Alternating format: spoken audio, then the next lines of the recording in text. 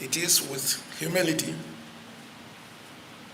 that I stand here privileged to chair this august assembly of who is who in Ghana. Yet I cannot hide my pride in overseeing the 6th congregation ceremony of our beloved ACM and the launch of our 10th anniversary of our beloved College of Medicine.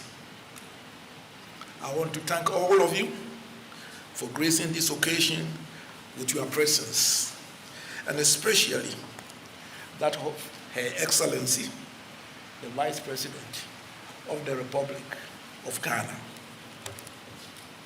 Let me take this opportunity to recognize especially the Hesi family, who not only birthed the idea of Accra College of Medicine, but also provided most of the initial funding and have worked tirelessly to bring the vision of a premier medical college to fruition.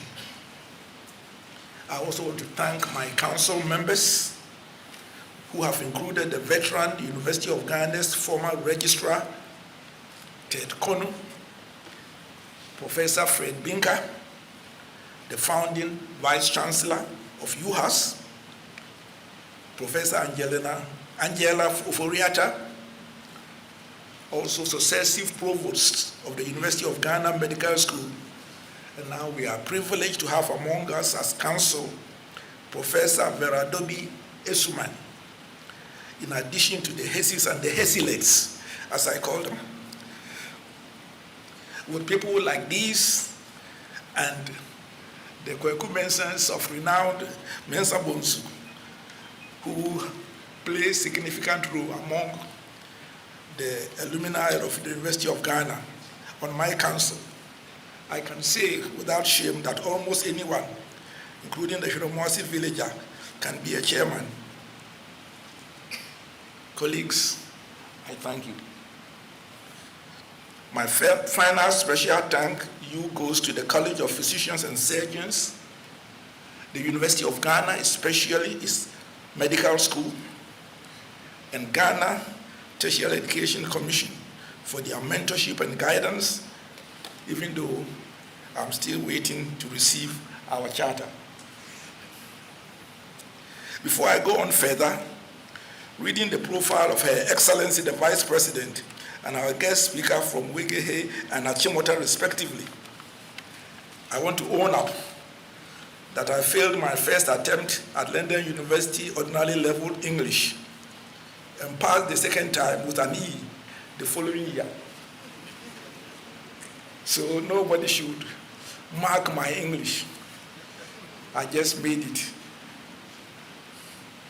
But not having gone to any secondary school and sitting as a private student, all my guys around me hailed me as a hero until I came to chair Accra College of Medicine to find out my English doesn't go that far.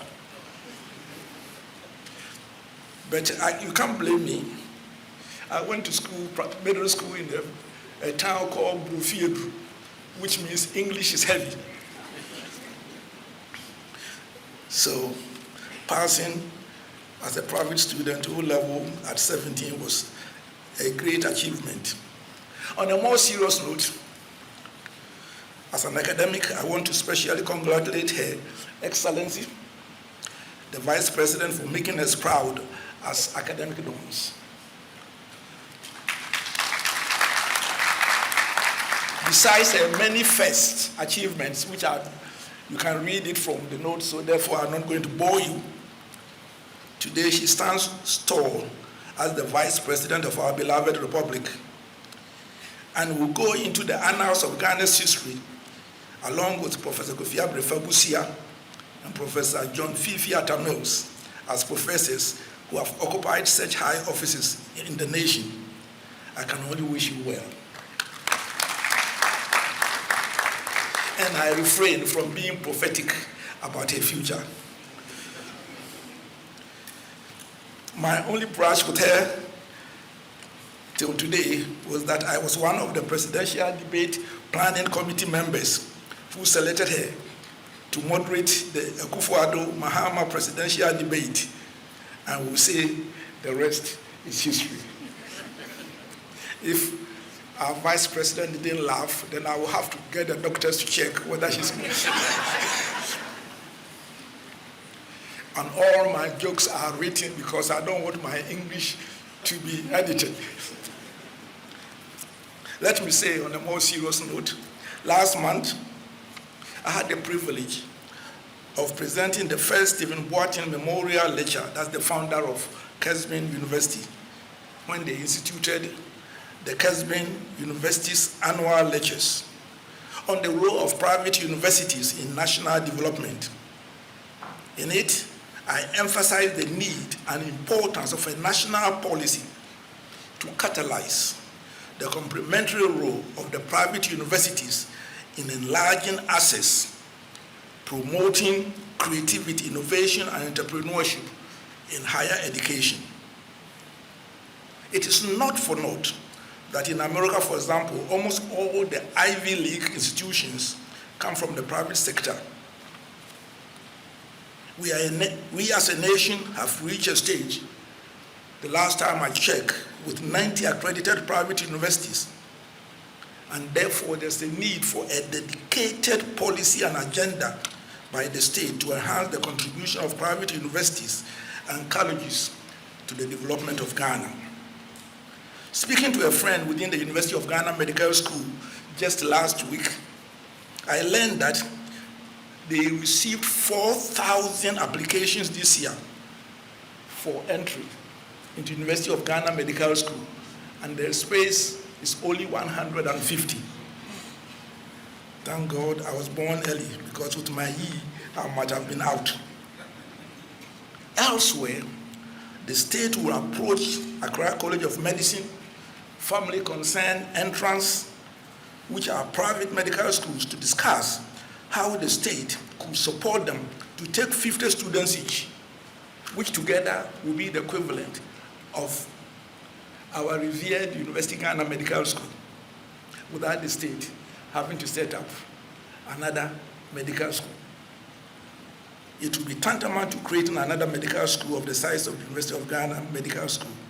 Your Excellency, it's said in where I come from that a word twice is hazardous, and only my Fanti and Ahanta friends understand why wise and hazardous are coupled.